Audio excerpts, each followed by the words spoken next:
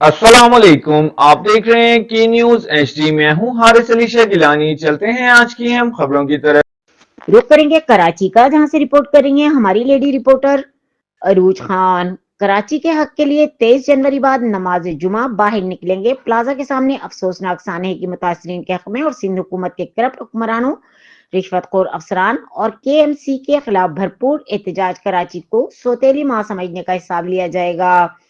सियासी जमातें, ताजिर तंजीमें, शहरी और तहरीक इंसाफ के तमाम ओहदेदारान और कारकुनान भरपूर शिरकत करें। खलीम आदिल शेख, सिंध, कराची, सदर पाकिस्तान तहरीक इंसाफ। हम इस वक्त गुल प्लाजा पर कैंप पर मौजूद हैं। थोड़ी देर कबल हमारी तमाम सियासी जमातें, नुमाइंदा सियासी जमातें, ताजिर तंजीमें, मुतासरीन यहाँ मौजूद थे।